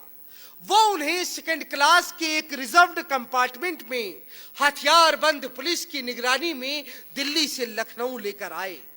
راستے میں انہیں بہلانے پھسلانے کی بہت کوشش کی گئی۔ ہندو مسلم اینگل لایا گیا، ہندوؤں کے خلاف ان کے مذہبی جذبات کو ابھارنے کی کوشش کی گئی، سرکاری گواہ بن کر معافی حاصل کرنے اور مستقبل کو بہتر بنانے کے لیے سبز باغ دکھائے گئے۔ عین الدین نے کہا، صرف تم تنہا مسلمان ہو ہندوؤں کے ساتھ پھانسی پہ لٹکو گے. تم ان کا ساتھ چھوڑ دو, میں تمہیں بچا لوں گا. لیکن اشفاق اللہ پر اس تنگ نظر کی ان باتوں کا کوئی اثر نہ ہوا. اس کی ساری باتیں سننے کے بعد اشفاق نے بس یہ جواب دیا, چونکہ میں تنہا مسلمان ہوں اس لیے میری ذمہ داری اور بھی زیادہ ہے. معاملہ صرف یہ نہیں تھا کہ حکومت اشفاق سے ایک بالِ جرم کرا کے یا انہیں سرکاری گواہ بنا کر ان سے کچھ معلومات حاصل کرنا چاہتی تھی. جو کچھ تھا وہ اس سے بھی زیادہ اہم تھا کہ ایک ملزم کو معاف کر دیا جائے. سب سے بڑا مقصد اس کوشش کے پیچھے یہ تھا کہ روسی انقلاب کے اثرات سے مسلم نوجوانوں میں پیدا ہو رہی سیاسی بیداری کو کمزور کیا جا سکے. حکومت پارٹی میں اشفاق کی اہمیت کو خوب جانتی تھی. اشفاق بھی حکومت کی ان چالوں کو اچھی طرح سے سمجھ رہے تھے اور پورے واقعے کو ایک الگ نظریے سے دیکھ رہے تھے. انہیں اپنی ذمہ داری کا پورا احساس تھا. وہ جانتے تھے کہ اگر اس راہ میں ان کے قدم لڑکھڑائے تو تحریکی آزادی ہند میں مسلمانوں کے استقامت اور اخلاص سے اعتماد اٹھ جائے گا. اسی احساس ذمہ داری اور سیاسی شعور نے انہیں اس راہ اور ارادے میں ثابت قدم رکھا. زبان حال سے وہ کہتے رہے, ہزار دام سے نکلا ہوں ایک جنبش میں, جسے غرور ہو آئے کرے شکار مجھے. 6 اپریل 1927 کو مین مقدمے کا فیصلہ سنایا جانا تھا. صبح تقریباً 11:30 بجے پولیس کی گاڑی انقلابیوں کو لے کر عدالت کے احاطے میں آ کر رکی. ایک کے بعد دیگر انقلابی گاڑی سے اترنے لگے. تمام انقلابی قطار میں آگے پیچھے سر اٹھائے سینہ تانے ہوئے مستانہ وار آگے بڑھے. ان کی پیشانیوں پر تھکان کے نشان قوم اور ملک کی خوش قسمتی کی علامت بن کر چمک رہے تھے.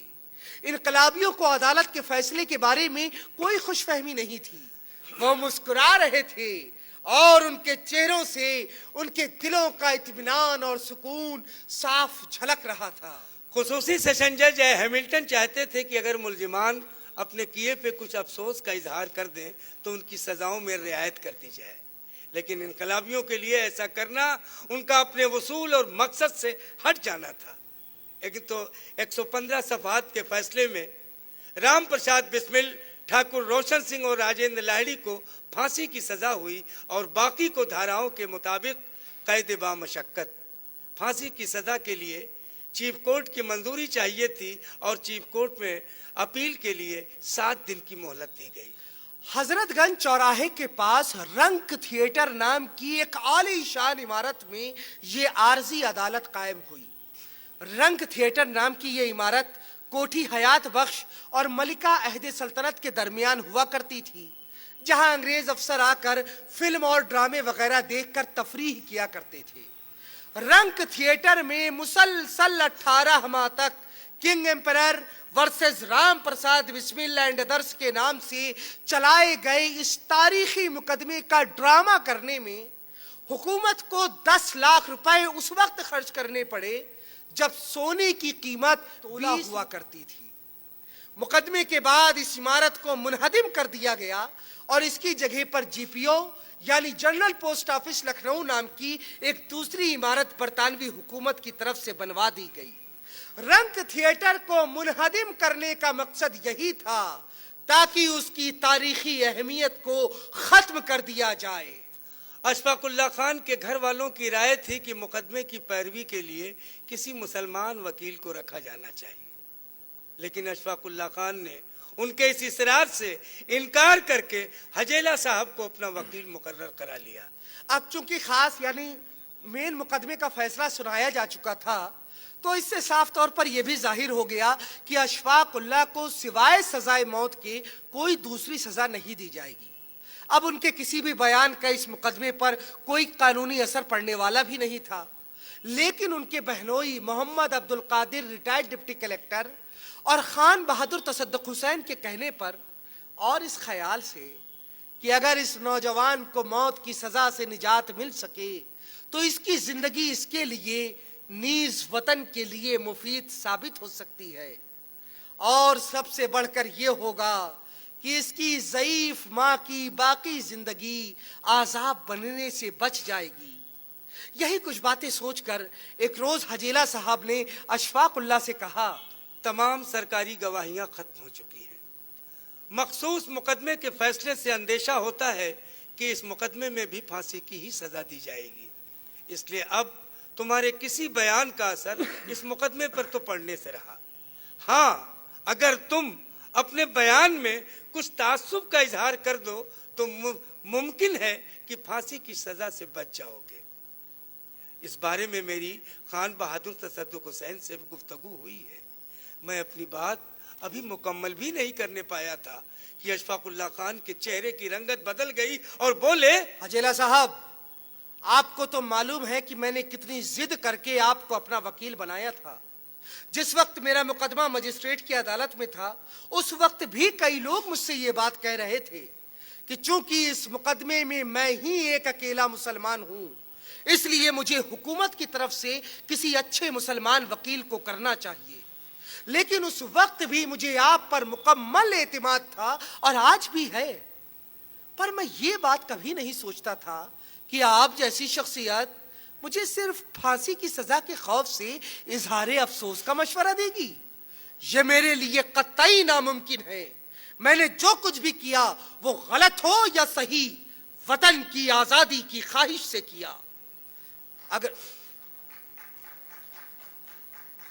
اگرچہ میرا اختلاف رام پرساد بسمل سے اس سلسلے میں رہا ہے کہ یہ چوری ڈکیتی وغیرہ جو اپنے ہی اہل وطن کے گھروں میں پڑی مناسب نہیں تھی، لیکن کاکوری کے ریل حادثے کے بارے میں ایسا نہیں کہا جا سکتا۔ اسے ہم اپنے مقاصد کی تکمیل کا ذریعہ سمجھتے ہیں۔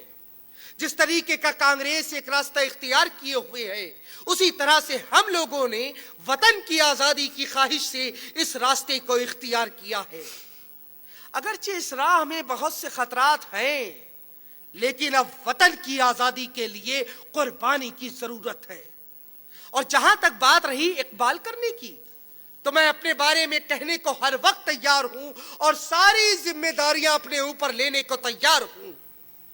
لیکن حجیلہ صاحب، آپ بہت سیدھے آدمی ہیں۔ آپ یہ بات نہیں سمجھ سکتے کہ محض ان باتوں سے پولیس والوں کو یا انگریز حکومت کو اطمینان ہو جائے گا۔ وہ تو اپنی کارگزاری دکھانے کے لیے اور دوسرے ایسے جھوٹے مقدمے تیار کرنے کے لیے یہ چاہیں گے ہی کہ میں بہت سے ایسے لوگوں کے نام لوں کہ جن کا اس واقعے سے قطعاً کوئی تعلق نہیں رہا، لیکن ان پر پولیس کی نگاہیں ہیں۔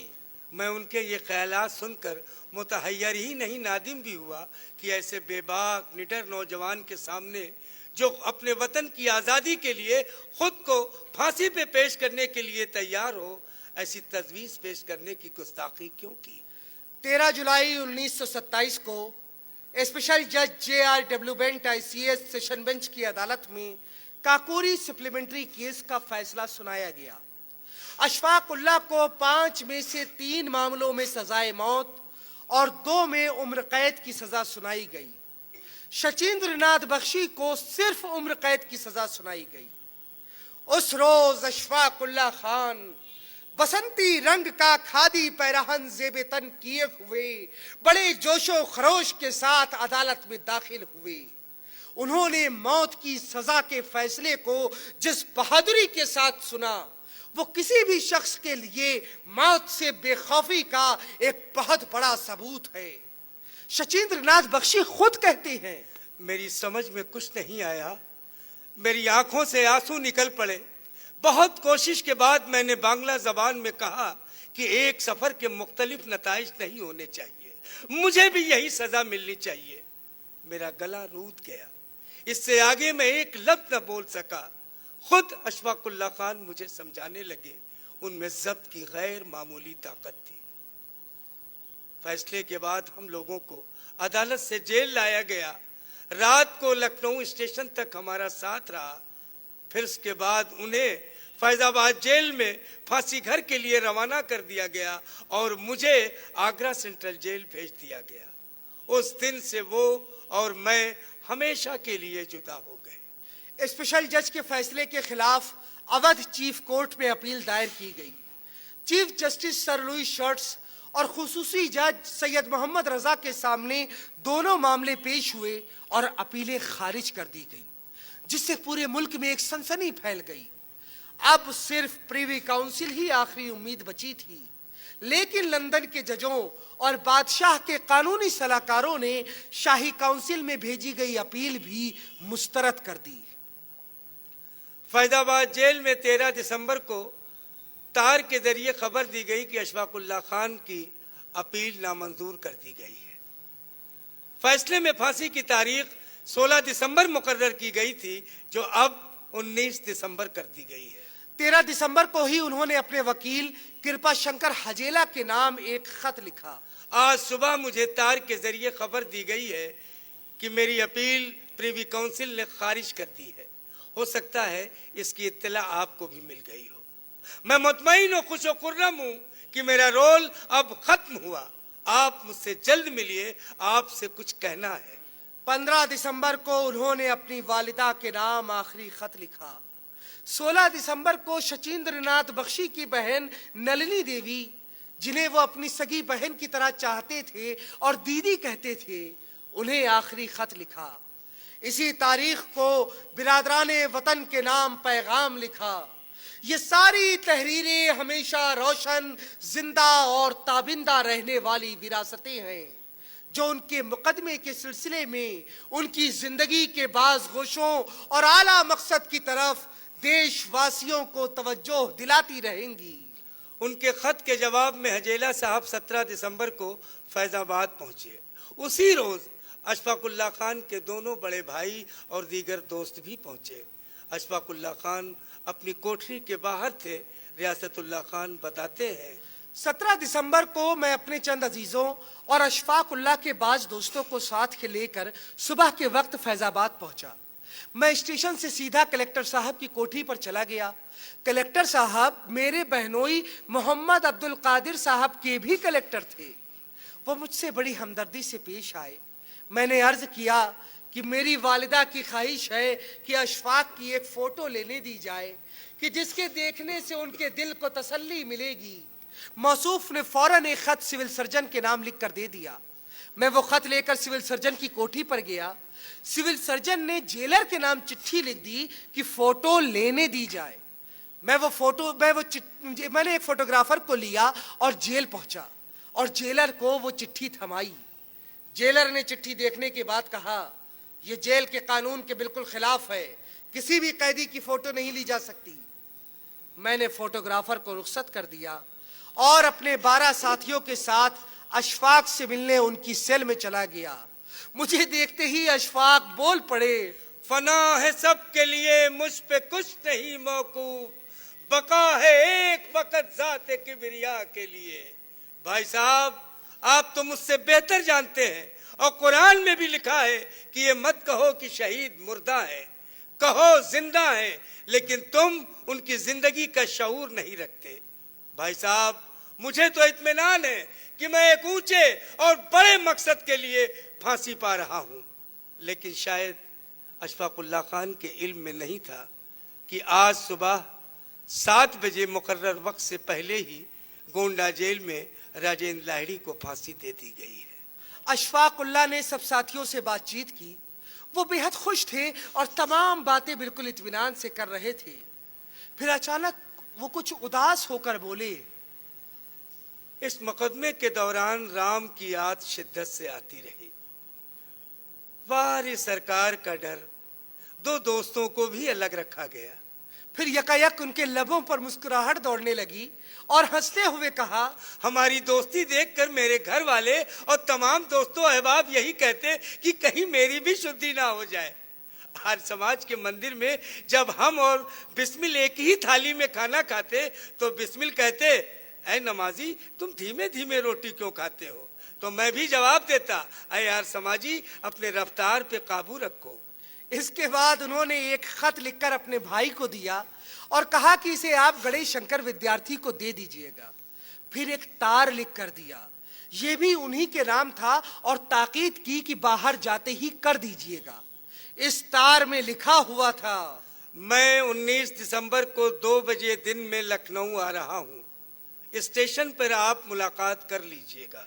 19 दिसंबर की सुबह फांसी से पेशतर अशफाकुल्लाह ने गुस्ल किया। कपड़े जो उन्हें इस्तेमाल के लिए दिए गए थे, एक दिन पहले ही धो लिया था। पैजामा खद्दर का जर्द रंगा हुआ पहना, जर्द रंग का खद्दर का कुर्ता पहना, जर्द रंग की ही खद्दर की चादर ओढ़ी, कुरान शरीफ को गले में हमाइल किया, बालों में कंघी की चप्पल पहनी और अपने ही पैरों से चलकर फांसी के तख्ते की जानिब रवाना हुए।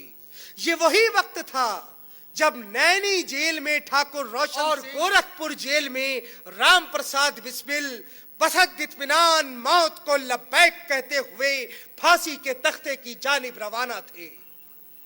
अशफाकुल्लाह खुद फांसी के तख्ते पर चढ़े, पहले फांसी के फंदे को चूमा। जेल सुप्रिंटेंडेंट ने आवाज दी, कौन मौलवी साहब कुरान पढ़ेंगे? वो आए। नवाब मुनव्वर अली खान शाहजहांपुरी फौरन आगे आए। अशफाक ने कलमा पढ़ना शुरू कर दिया। जल्लाद जिसे लखनऊ से बुलाया गया था, बड़ी आजिजी के साथ बोला, खां साहब पाँव मिला लीजिए, बांधना है। पांव बांध दिए गए, गले में फंदा पड़ गया, कलमा जुबान पर था कि फांसी लग गई। फैजाबाद में एक वकील जो कश्मीरी पंडित थे, उन्होंने छुपा कर फोटो ले ली और इसको किसी की खबर भी न लगी। 1 घंटे बाद लाश फांसी से उतार कर लोहे के पलंग पर लेटा दी गई।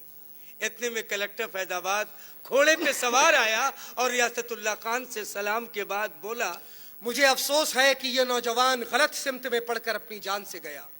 मुझे आपसे हमदर्दी है, बताइए मैं आपकी क्या मदद कर सकता हूँ? आप मुझे सिविल सर्जन से सर्टिफिकेट दिलवा दें जिससे लाश को ले जाने में रेलवे को कोई एतराज ना हो। फांसी घर खुलवा दें ताकि गुस्ल और कफन और नमाज जनाजा फांसी घर में हो सके। और पुलिस के 30 हथियारबंद सिपाही 15 जनाजे के आगे और 15 जनाजे के पीछे बावर्दी तैनात रहे, इसका इंतजाम करा दीजिए। इसकी कोई खास वजह? देखिए जेल के बाहर तकरीबन 10,000 का मजमा है, ऐसा ना हो वो जनाजा छीन कर ले जाए और जुलूस निकाले। कलेक्टर ने उनके ये मुतालबे मान लिए और हुक्म दिया कि पुलिस के 15 बावर्दी हथियारबंद जवान जनाजे के आगे आगे चलेंगे और 15 जनाजे के पीछे। फैजाबाद में एक अफगान सैयद प्रोफेसर थे, उन्होंने रियासतुल्लाह खान से अशफाकुल्लाह खान की लाश देखने की ख्वाहिश की।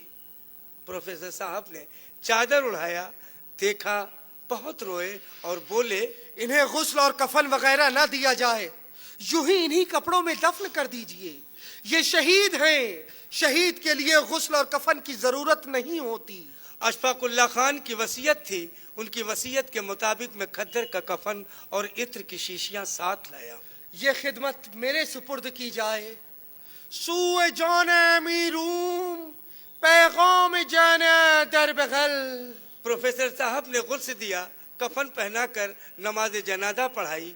नमाज में तकरीबन 5,000 लोग शामिल थे। आबाद Ahmad Khan deputy superintendent police Faizabad भी सादा कपड़ों में मौजूद थे। ताबूत उन्होंने ही बनवाया था। रियासतुल्लाह खान से खाने के लिए बहुत इसरार किया तो उन्होंने कहा, जब तक तदफीन न हो जाए हम खाना नहीं खाएंगे। नमाज जनाजा के बाद मैयत उठाई गई तो तकरीबन 10,000 लोग जमा थे। 15 जवान जनाजे के आगे और 15 जवान जनाजे के पीछे चल रहे थे।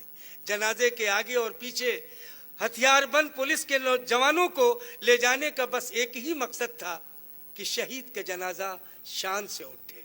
रियासतुल्लाह खान बताते हैं, लोगों का इसरार था कि अशफाक की सूरत दिखा दूं, लेकिन मैंने मुनासिब समझा कि स्टेशन पर पहुंचकर ही मैयत के दीदार कराए जाए।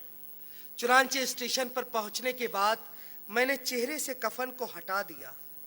ऐसा मालूम होता था कि अशफाक सो रहे हैं। लोग चीखे मार मार कर रोने लगे। लोगों ने उन पर इतने फूल निछावर किए कि अशफाक की मैयत फूलों से ढक गई। गाड़ी फैजाबाद से रवाना हुई। वो डिब्बा जिसमें जनाजा था सबसे आखिर में था। हर स्टेशन पे लोग आते थे और देखते थे। गाड़ी 2 बजे दिन में लखनऊ स्टेशन पे पहुंची और प्लेटफॉर्म नंबर 4 पर खड़ी हुई। اشفاق اللہ نے اپنے آنے کی خبر ودیارتھی جی کو پہلے ہی کر دی تھی، چنانچہ ودیارتھی جی اور کونسل کے 9 ممبران پہلے سے ہی پلیٹ فارم پر گاڑی کے انتظار میں کھڑے تھے۔ ان کے ساتھ فوٹوگرافر پی سی شاہ بھی تھے۔ انہوں نے ریاست اللہ سے پوچھا، اشفاق اللہ خان کہاں ہیں؟ ریاست اللہ نے انہیں ڈبے میں لے جا کر دکھا دیا۔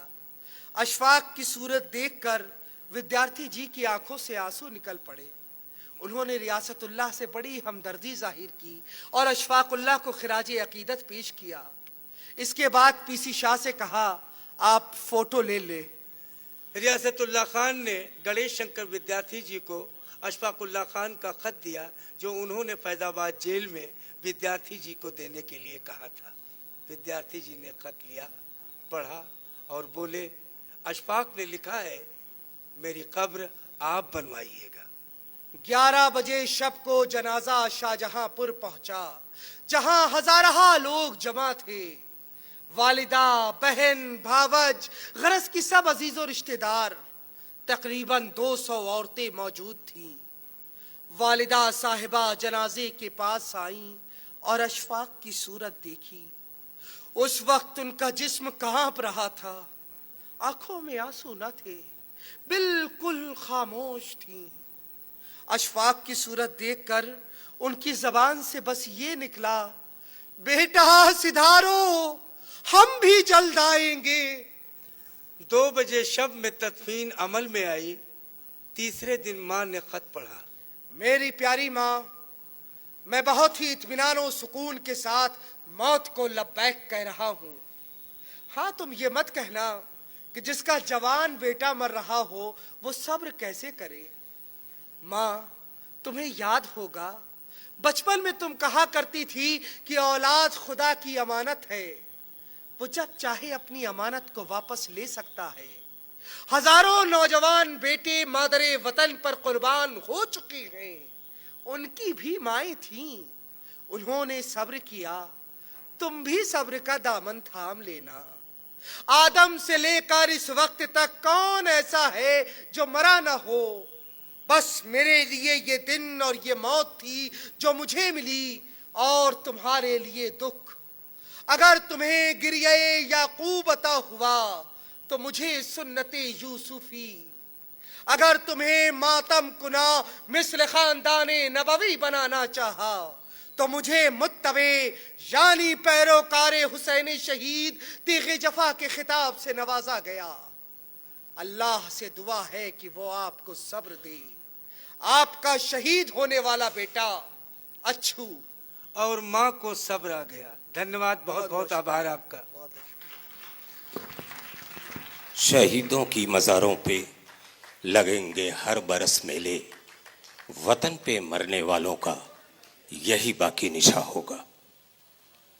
19 دسمبر 1925 کا گوری کانڈ، اتنا کچھ یہ تاریخ اپنے آپ میں سمیٹے ہوئے ہے۔ سرحد پہ کھڑا ہر سپاہی ہماری نیند کا پہرے دار ہے، اور آج بھی اس سوتنتر بھارت میں ہمیں اپنی نیندوں سے جگانے کے لیے یہ 2 کلاکار آج ہمارے بیچ کاشی میں تھے۔ 2 منٹ اور آپ کا کاریکرم کا ودھوت سماپن ہو جائے، پھر آپ یہاں سے جائیں۔ ان کا انداز بیاں، بھاشا، پرواہ، سب کچھ ادبھت۔ بہت زیادہ سمے نہ لیتے ہوئے آپ کا میں اس کاریکرم کے آیوجک شری پردیپ نارائن سنگھ جی کو سادر آمنترت کر رہا ہوں کہ وہ 2 شبد کہیں، اور پھر اس کے بعد دھنیواد گیاپن کے ساتھ ہم کاریکرم کا ودھوت سماپن کریں گے۔ تھوڑا سا انتظار اور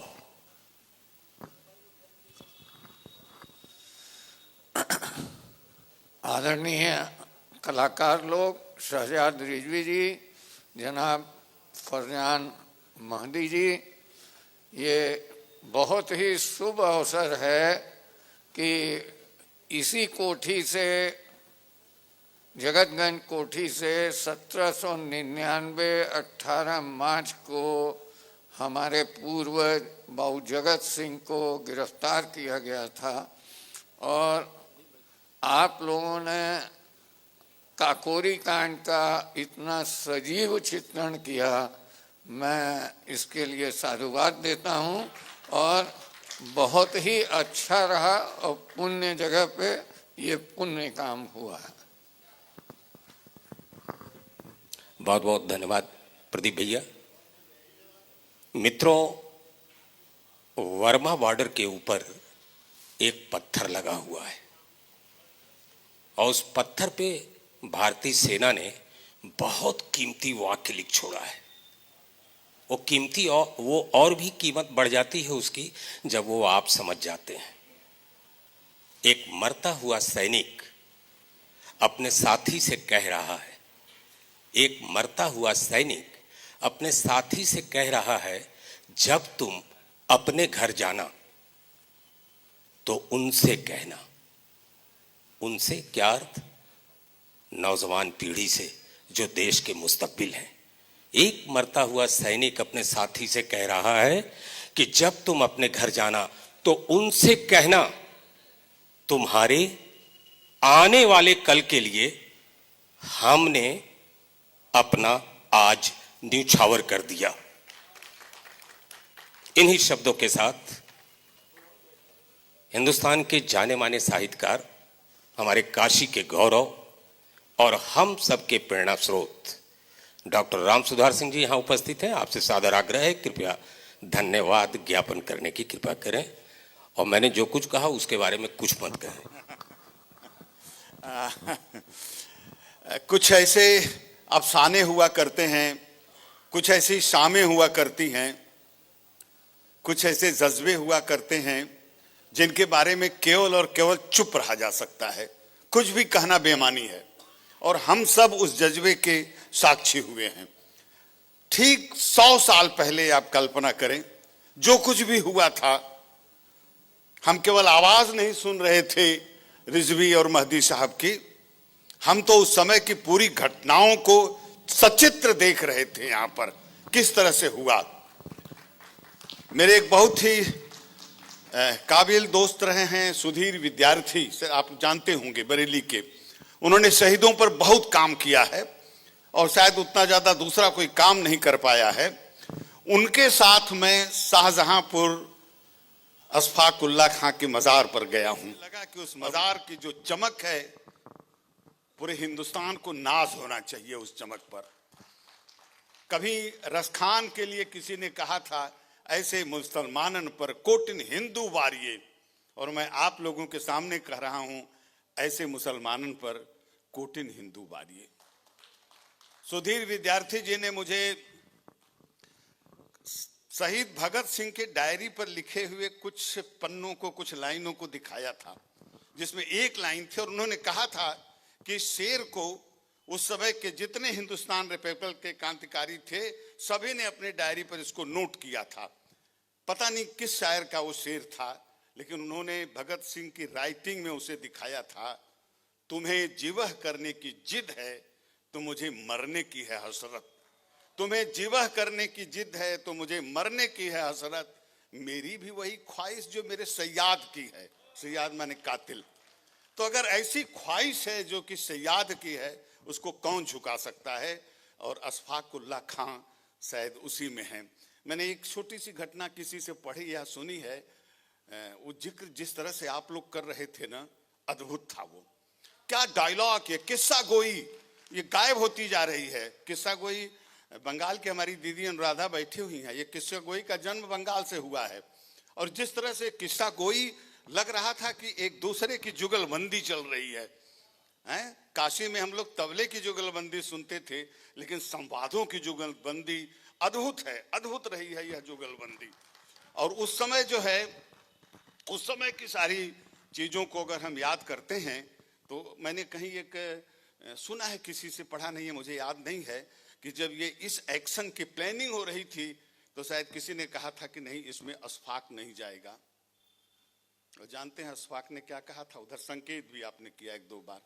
अशफाक ने कहा था कि क्या इसलिए मुझे निकाला जा रहा है कि मैं मुसलमान हूं?